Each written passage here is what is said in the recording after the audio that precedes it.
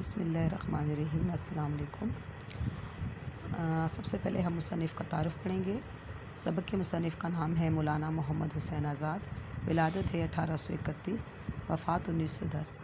محمد حسین آزاد دہلی میں پیدا ہوئے۔ والد کا نام مولوی محمد باقر تھا، جو ایک جید عالم اور مجتہد تھے۔ ان کے والد کے شیخ محمد ابراہیم ذوق سے دوستانہ مراسم تھے، اس لیے آزاد نے ذوق کی زیر نگرانی ابتدائی تعلیم حاصل کی۔ بعد میں دہلی کالج میں داخل ہو کر عربی و فارسی کی تحصیل کی۔ 1857 کی جنگ آزادی میں آزاد کے والد کی شہادت اور گھر کی تباہی کے بعد انہیں دہلی چھوڑنی پڑی۔ مختلف علاقوں میں قیام کیا۔ 7 سال بعد لاہور آئے اور بڑی مشکل سے محکمہ تعلیم میں ملازم ہوئے۔ یہاں انہوں نے عربی و فارسی میں کچھ درسی کتب لکھی جو بہت مقبول ہوئیں۔ لاہور میں انجمن پنجاب کے قیام میں اہم کردار ادا کیا۔ آزاد کو ان کی ادبی خدمات کے سلسلے میں شمس العلماء کا خطاب ملا۔ اپنی جوان اور چہتی بیٹی کے انتقال سے انہیں بے حد صدمہ پہنچا اور وہ ذہنی توازن کھو بیٹھے۔ تاہم اس دوران جب بھی افاقہ ہوتا تو تصنیف و تعلیم کا سلسلہ جاری رکھتے۔ آزاد عربی اور فارسی کے ایک بہت بڑے عالم تھے۔ وہ سنسکرت اور ہندی زبان و ادب کی خوبیوں سے بھی آشنا تھے۔ وہ اردو اور دیگر مشرقی زبانوں کے بڑے محقق اور ماہر تھے۔ ان کا شاہکار آب حیات اردو زبان کی پہلی تاریخی اور تنقیدی اور تحقیقی کتاب ہے۔ آزاد کی انشا پردازی بے مثل ہے۔ وہ ایک ایسے طرز کے بانی تھے جس کا خاتمہ انہی کے ساتھ ہوا۔ اس طرز سے انہوں نے تمثیلی کہا جاتا ہے ایسا لکھنے کا انداز جس میں تشبیہ ہوتی ہے، جس میں کسی دوسرے مضمون سے لے کر لکھنے کا انداز ایسا ہوتا ہے کہ اس میں مصنف جو ہے وہ اپنے طور پر اپنے فن کو استعمال کرتا ہے، لیکن اس میں تشبیہ ہوتی ہے، اور تخیلی مضامین میں خوب کام کیا۔ تصنیف نیرنگ خیال، سخندان فارس، دربار اکبری، نگارستان، آب حیات وغیرہ۔ مولانا محمد حسین آزاد جو کہ اردو ادب کے ایک بہت بڑے صاحب طرز انشا پرداز ہیں، ان کی جو تحریر کی جو نمایاں خوبی یہ ہے کہ ان کی تحریر میں مشرق اور مغرب دونوں کی جھلک دکھائی دیتی ہے، اور ان کے بارے میں اکثر مورخین جو اکثر تصنیف نگار ہیں ان کا کہنا یہ ہے کہ آزاد نثر میں شاعری کرتے ہیں اور شاعری میں نثر کرتے ہیں، جو کہ ان کی اسلوب کی ایک بہت بڑی خوبی ہے۔ مولانا محمد حسین آزاد کے اس مضمون کا نام ہے شہرت عام اور بقائے دوام کا دربار۔ شہرت عام کہتے ہیں یعنی مشہوری کو یا ناموری کو، اور بقائے دوام کہتے ہیں ہمیشہ کی زندگی کو۔ اب جو محمد حسین آزاد کا یہ جو مضمون ہے، ان کی تمثیلی مضامین کے مجموعے نیرنگ خیال سے لیا گیا ہے۔ آزاد اکثر اپنے مضامین کی شروعات جو ہیں وہ کسی خیال یا واقعے سے کرتے ہیں۔ اسی طرح سے آزاد نے اس مضمون کا جو آغاز وہ ایک خواب سے کیا ہے۔ یہ کافی طویل سبق ہے، تاریخ کے مختلف واقعات سے بھرا ہے، اور جس کو مصنف نے بڑے شاندار اور خوبصورت انداز میں اور مختصر انداز میں بیان کرنے کی کوشش کی ہے۔ آپ اس سبق کو بار بار پڑھیے اور سنیے تاکہ آپ کو سمجھ آ سکے۔ اب ہم جو ہے سبق کی طرف بڑھتے ہیں۔ سبق ہے شہرت عام اور بقائے دوام کا دربار۔ اے ملک فنا کے رہنے والو دیکھو، اس دربار میں تمہارے مختلف فرقوں کے عالی وقار جلوہ گر ہے۔ عالی وقار کہتے ہیں بلند رتبے والا، ٹھیک ہے، اور جلوہ گر کا مطلب ہوتا ہے موجود ہونا کسی کا، اسے کہا جاتا ہے۔ بہت سے حب الوطن کے شہید یعنی وطن کے لیے جانیں قربان کرنے والے، جنہوں نے اپنے ملک کے نام پر میدان جنگ میں جا کر خونی خلعت پہنے، خونی لباس پہنے، اکثر مصنف اور شاعر ہیں اور بے عیبی کی زندگی بسر کر گئے یعنی سفید پوشی کی زندگی بسر کر گئے۔ ایسے زیرک یعنی اہل عقل اور دانا بھی ہیں جو بزم تحقیق کے صدر اور اپنے عہد کے باعث فخر رہے، یعنی جنہوں نے بڑے بڑے کام کیے۔ بقائے دوام 2 طرح کی ہے۔ ایک تو وہی جس طرح روح فی الحقیقت یعنی روح کا حقیقی تصور بعد مرنے کے رہ جائے گی، اس کے لیے فنا نہیں۔ دوسری عالم یادگار کی بقا، جس کی بدولت لوگ نام کی عمر سے جیتے ہیں اور شہرت دوام پاتے ہیں۔ یہاں مصنف کہتے ہیں کہ ہمیشہ رہنے والی زندگی 2 طرح کی ہے، یعنی انسان 2 چیزوں کا مجموعہ ہے، جسم اور روح کا۔ جسم ختم ہونے والی چیز ہے، جبکہ روح امر ہے، جو کہ روح ختم نہیں ہوتی۔ مرنے کے بعد انسان کا جسم ختم ہو جاتا ہے لیکن روح زندہ رہتی ہے، اس کے لیے فنا نہیں ہے، اس کے لیے خاتمہ نہیں ہے۔ دوسری عالم یادگار کی بقا، جس کی بدولت انسانی جسم تو دنیا سے جس کی بدولت جسم تو دنیا سے چلا جاتا ہے، جسم تو ختم ہو جاتا ہے لیکن انسان کے کارنامے اور اس کا نام ہمیشہ دنیا میں زندہ رہ جاتا ہے۔ اسی طرح سے انسان کا نام اور اس کی شہرت اس کو امر کر دیتی ہے، یعنی اس کو ایک نئی زندگی دے دیتی ہے، جو کہ نامورانے موصوف کے حالات ایسے دل پر چھائے ہوئے تھے کہ انہوں نے مجھے سوتے سوتے چونکا دیا۔ اس عالم میں ایک خواب دیکھ رہا تھا، یعنی مصنف مشہور لوگوں کے بارے میں، نامور لوگوں کے بارے میں سوچتے سوچتے سو گئے اور اسی دوران انہوں نے ایک خواب دیکھا جو وہ سنا رہے ہیں۔ چونکہ بیان اس لطف سے خالی نہیں، اس لیے عرض کرتا ہوں۔ خواب میں دیکھتا ہوں کہ گویا میں ہوا کھانے چلا ہوں، یعنی گھومنے پھرنے جاتا ہوں، اور چلتے چلتے ایک میدان وسیع الفضا یعنی کھلے میدان میں جہاں نکلا ہوں، جس کی وسعت دل افروز میدان خیال سے بھی زیادہ ہے، یعنی دل کو اچھا لگنے والا۔ دیکھتا ہوں کہ میدان مذکور میں اس قدر کثرت سے لوگ جمع ہیں کہ انہیں محاسب فکر شمار کر سکتا ہے، نہ کلمہ تحریر فہرست تیار کر سکتا ہے۔ یعنی کسی بھی اگر وہاں پر کوئی ایسا شخص آ جائے جو کہ ان کا حساب کتاب کرے یا کوئی اپنے قلم سے ان کی فہرست بنائے تو ان کے لیے ممکن نہیں۔ اور جو لوگ اس میں جمع ہیں وہ غرض مند لوگ ہیں، یعنی اپنے مقصد کے لیے کہ اپنی اپنی کامیابی کی تدبیروں میں لگے ہوئے ہیں۔ وہاں ایک پہاڑ ہے جس کی چوٹی گوشِ صحاب سے سرگوشیاں کر رہی ہے، یعنی آسمان سے باتیں کر رہی ہے۔ پہلو اس کے جس طرف سے دیکھو ایسے سر پھوڑ اور سینہ توڑ ہیں کہ کسی مخلوق کے پاؤں جمنے نہیں دیتے۔ ہاں، حضرت انسان کے ناخن تدبیر کچھ کام کر جائیں تو کر جائیں۔ یکایک قلعہ کوہ سے ایک شہنائی کی سی آواز شروع ہوئی، یعنی پہاڑ کی چوٹی سے ایک بانسری کی آواز آئی۔ یہ دلکش آواز سب کو بے اختیار اپنی طرف کھینچتی تھی، یعنی یہ آواز اتنی سریلی تھی اور اتنی خوبصورت تھی کہ ہر ایک کو اپنی طرف متوجہ کر رہی تھی۔ اس طرح کہ دل میں جان اور جان میں زندہ دلی پیدا ہوتی تھی، بلکہ خیال کو وسعت کے ساتھ ایسے رفعت دیتی تھی، یعنی ایسی بلندی دیتی تھی جس سے انسان مرتبہ انسانیت سے بھی بڑھ کر قدم مارنے لگتا۔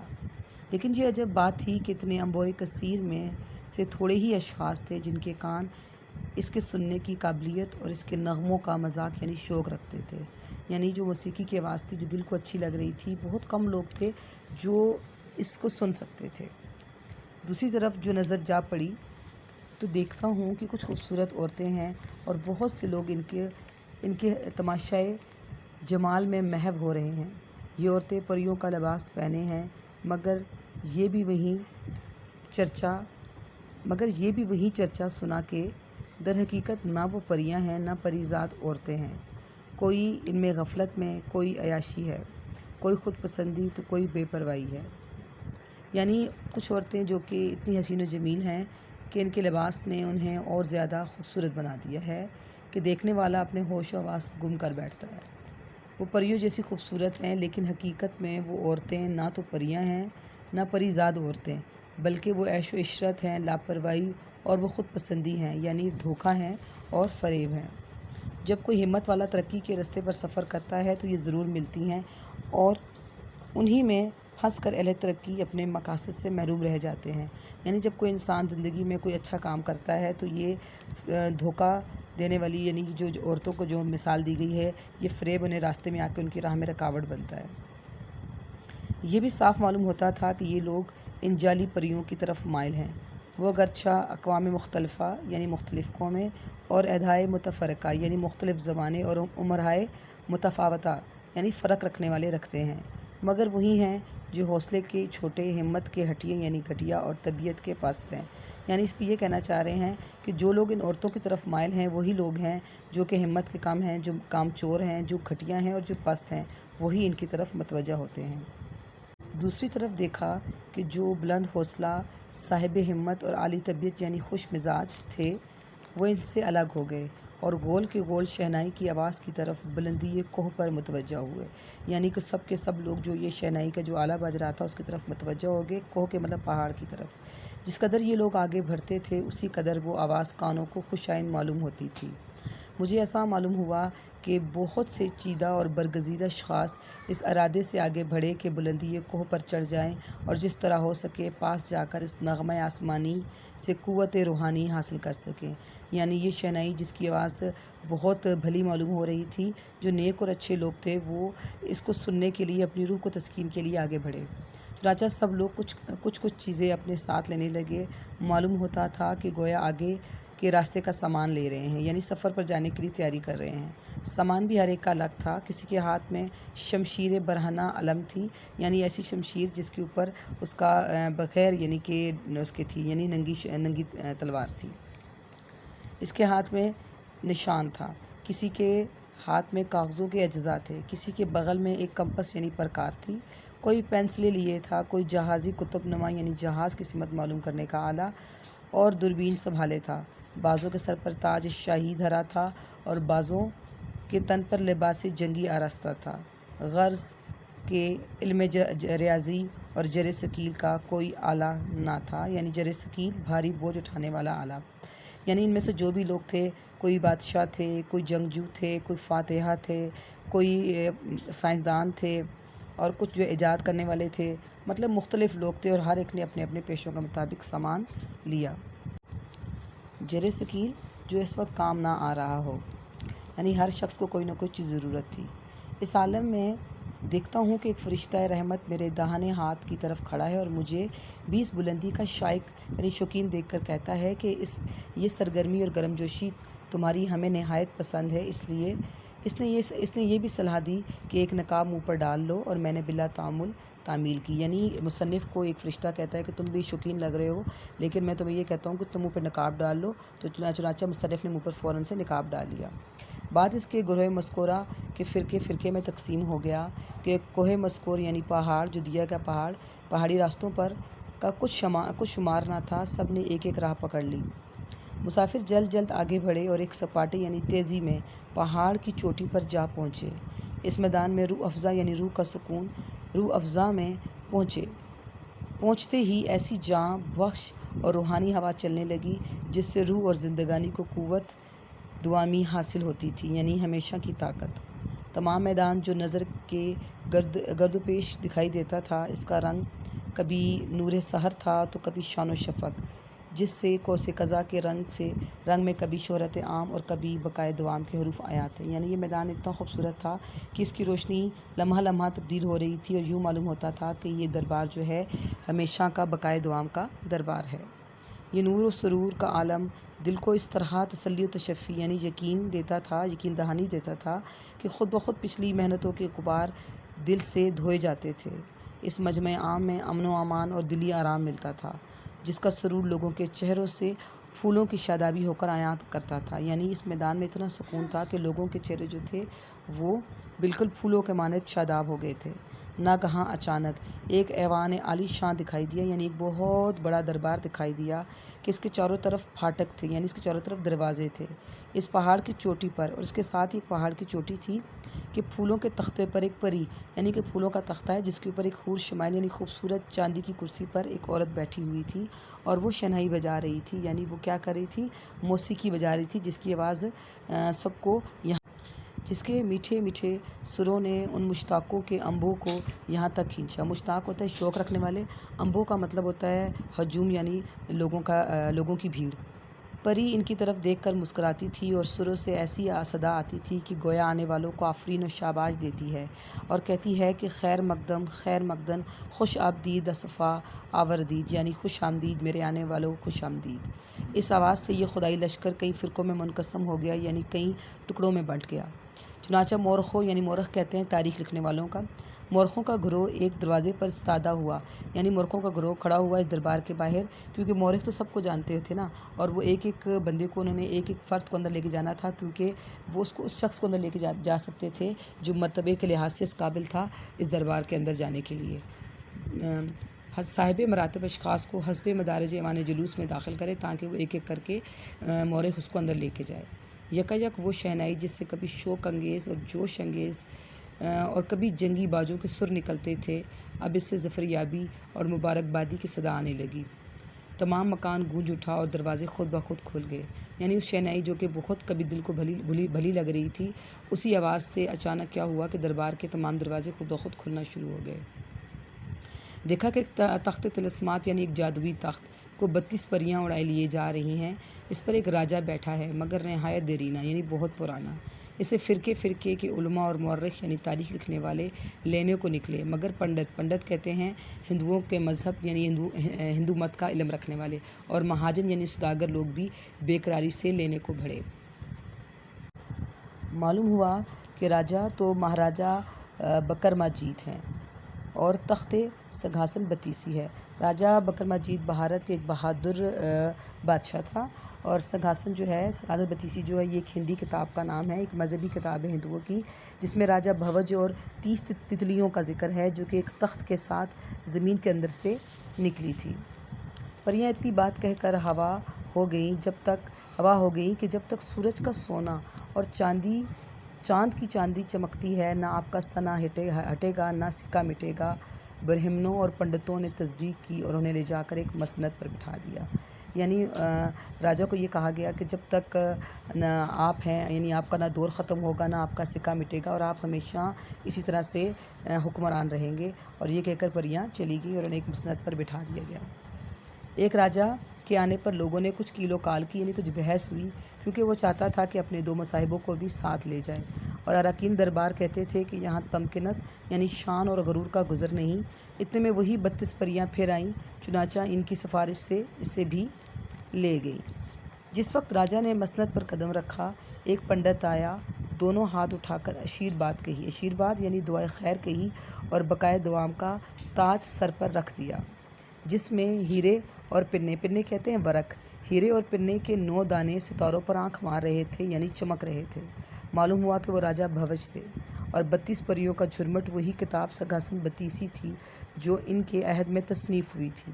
جس نے تاج سر پر رکھا تھا وہ کالی داس ایک شاعر تھا، جس نے اس کے عہد میں 9 کتابیں لکھ کر فصاحت و بلاغت یعنی خوش بیانی اور خوش کمالی کو زندگی جاوید بخشی، یعنی ہمیشہ کی زندگی بخش دی۔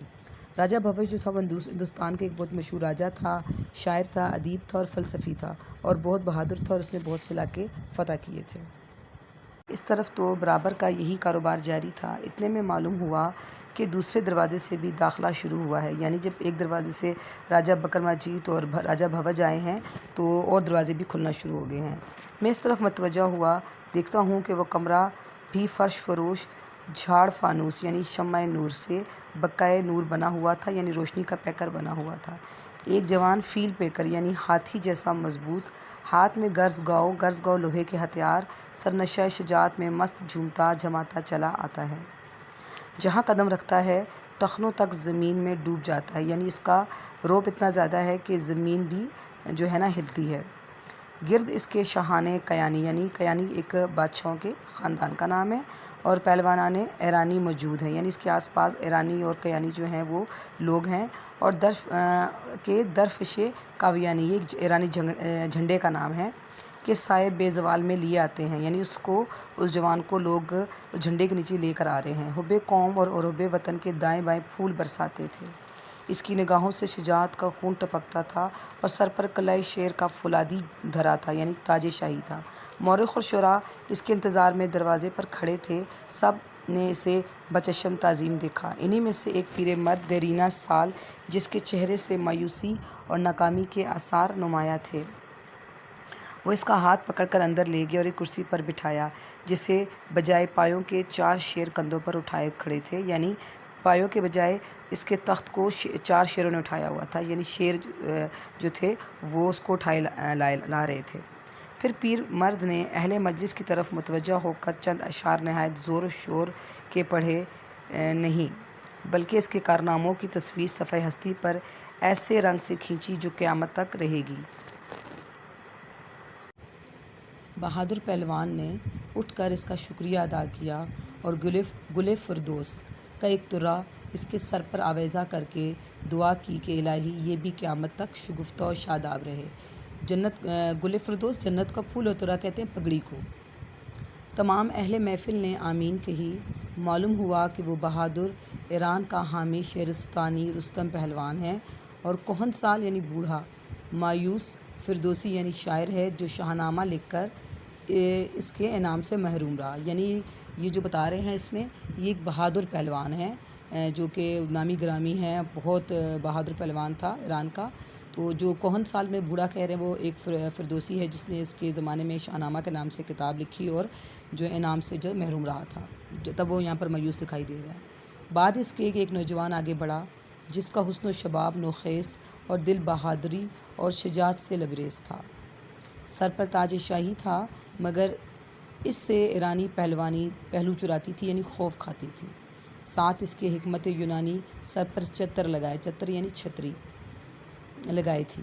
میں نے لوگوں سے پوچھا مگر سب اسے دیکھ کر ایسے محو ہوئے کہ کسی نے جواب نہ دیا۔ بہت سے مورخ اور محقق اس کے لینے کو بڑھے مگر سب ناواقف تھے۔ وہ اس تخت کی طرف لے چلے جو کہانیوں اور افسانوں کے ناموروں کے لیے تیار ہوا تھا۔ چنانچہ ایک شخص جس کی وضع اور لباس سب سے علیحدہ تھی ایک امبو کو چیر کر، امبو یعنی بھیڑ یعنی رش کو چیر کر نکلا۔ وہ کوئی یونانی مورخ تھا۔ اس نے اس کا ہاتھ پکڑا اور اندر لے جا کر سب سے پہلے کرسی پر بٹھا دیا۔ فرشتہ رحمت نے میرے کان میں کہا کہ تم اس گوشے یعنی اس کونے کی طرف آؤ تاکہ تمہاری نظر سب پر پڑے اور تمہیں کوئی نہ دیکھے، یعنی فرشتہ لے کر جاتا ہے مصنف کو نا۔ یہ سکندر یونانی ہے جس کے کارنامے لوگوں نے کہانی اور افسانے بنا دیے۔ یعنی اوپر جس نوجوان کا ذکر ہو رہا ہے وہ ایک سکندر اعظم کا ہے، یعنی ایک بہت عظیم اور بہت بڑا فاتحہ تھا جس نے بہت سے علاقے فتح کیے، اور اس کا مقصد یہ تھا کہ اس نے پوری زندگی یہ عہد کیا کہ وہ پوری دنیا کو فتح کرے گا۔ تو وہ پوری دنیا کو فتح تو نہیں کر سکا لیکن اس نے بہت سے علاقے فتح کیے۔ اس کے پیچھے پیچھے ایک بادشاہ آیا، اس کے سر پر کلہ کیانی کہتے ہیں بادشاہوں کا تاج، اور سر پر درفش کاویانی یعنی ایرانی جھنڈا جھومتا تھا، مگر پھریرا علم کا پارا پارا ہو رہا تھا۔ پھریرا یعنی علم کہہ رہے جھنڈے کو پھٹ رہا تھا، یعنی اس کا جو جھنڈا تھا وہ جگہ جگہ سے پھٹا ہوا تھا۔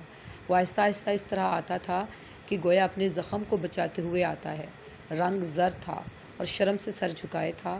وہ آیا تو سکندر بڑی عظمت کے ساتھ استقبال کو اٹھا اور اپنے برابر بٹھایا۔ باوجود اس کے جس قدر سکندر زیادہ تعظیم کرتا اس کی شرمندگی زیادہ ہوتی تھی۔ وہ دارا بادشاہ ایران تھا، یعنی جو سکندر اعظم نے بادشاہ ایران جو دارا تھا اس کو شکست دی تھی، اس لیے یہاں پر دارا جو ہے وہ شرمندہ دکھائی دے رہا ہے۔ بعد اس کے جو شخص آیا اگرچہ وہ سادہ وضع تھا مگر قافیہ یعنی اندازہ لگانا، قافیہ روشن اور چہرہ فرحت روحانی سے شگفتہ نظر آتا تھا۔ جو لوگ اب تک آ چکے تھے ان سب سے زیادہ عالی رتبے کے لوگ اس کے ساتھ تھے۔ اس کے داہنے ہاتھ پر افلاطون تھا اور بائیں ہاتھ پر جالینوس تھا۔ اس کا نام سقراط تھا، یعنی جو افلاطون اور جالینوس ہیں یہ سقراط کے شاگرد ہیں۔ چنانچہ وہ بھی ایک مسند پر بیٹھ گیا۔ لوگ ایسا خیال کرتے تھے کہ ارسطو اپنے استاد یعنی افلاطون سے دوسرے درجے پر بیٹھے گا، مگر مقدمے پر کچھ اشخاص تکرار کرتے یعنی جھگڑا کرتے نظر آئے کہ ان کا سردار خود ارسطو تھا۔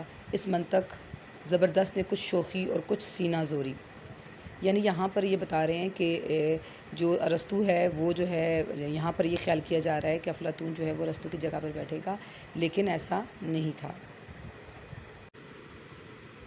کچھ شوخی اور کچھ سینہ زوری سے مگر دلائل زبردست اور براہین معقول، براہین کہتے ہیں دلائل، معقول کے ساتھ سب اہل محفل کو قائل کر لیا کہ یہ مسند میرا ہی حق ہے، یعنی ارسطو نے کہا کہ یہ مسند میرا ہی حق ہے، یہ مجھے ہی ملے گی۔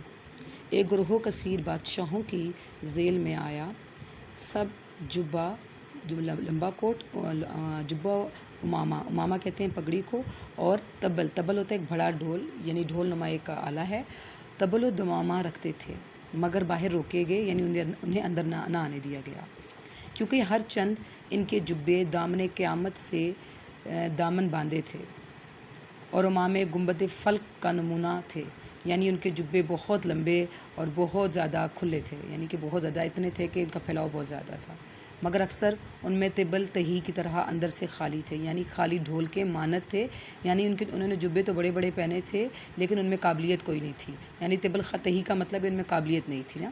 چنانچہ وہ شخص اندر آنے کے لیے منتخب ہوئے، ان کے ساتھ انبوئے کثیر علماء و فضلاء کا ہو لیا، یعنی ان کے ساتھ جو تھا وہ جو لوگ تھے جبے والے ان کے ساتھ بہت سارے عالم اور فاضل بھی اندر آنے کے لیے بڑھے۔ پہلا بادشاہ ان میں ہارون رشید اور دوسرا مامون رشید تھا، لیکن ان کو جو باقی جو لوگ تھے ان کو اندر نہیں آنے دیا گیا اور انہیں یہ کہا گیا کہ تم لوگوں میں قابلیت نہیں ہے. صرف ان میں 2 بادشاہوں کو اندر آنے دیا جن میں ہارون رشید اور مامون الرشید تھے. ہارون رشید تیسرے عباسی خلیفہ تھے. ان کا دور سائنسی، ثقافتی اور مذہبی رواداری کا دور کہلاتا ہے، جبکہ مامون الرشید ایک نہایت دانا اور عالم فاضل خلیفہ تھے. انہوں نے بہت سی یونانی کتابوں کا عربی میں ترجمہ کیا تھا. تھوڑی دیر گزری تھی کہ ایک اور تاجدار سامنے سے نمودار ہوا. ولایتی استخوان یعنی انسانی ڈھانچہ، اور ولایتی لباس یعنی بیرونی ملک کا لباس تھا، اور جامہ خون سے قلم کار تھا. قلم کار سے یعنی کاتب تھا. کاتب یہ لکھا گیا تھا، خون سے لکھا گیا جامہ پہنا تھا. ہندوستان کے بہت سے گراں بہا زیور اس کے پاس تھے، مگر چونکہ ناواقف تھا اس لیے کچھ زیور ہاتھ لیے تھا اور کچھ کندھے پر پڑے تھے. وہ محمود غزنوی تھا. محمود غزنوی تو سب جانتے ہی ہیں کہ سومنات کا فاتح اور بت شکن کہلائے تھے، کہ انہوں نے سومنات کو فتح کر کے وہاں پر بتوں کا خاتمہ کیا تھا. کئی کتابیں لکھیں اور بہت سے علاقے انہوں نے فتح کیے تھے. بہت سے مصنف اس کے استقبال کو بڑھے، مگر وہ کسی اور کا منتظر اور مشتاق معلوم ہوتا تھا.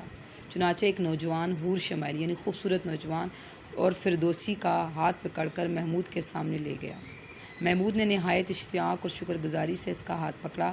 اگرچہ برابر بیٹھ گئے، مگر دونوں کی آنکھیں شرم سے جھک گئیں. نوجوان ایک عجیب ناز و انداز سے مسکرایا اور چلا گیا. وہ ایاس تھا.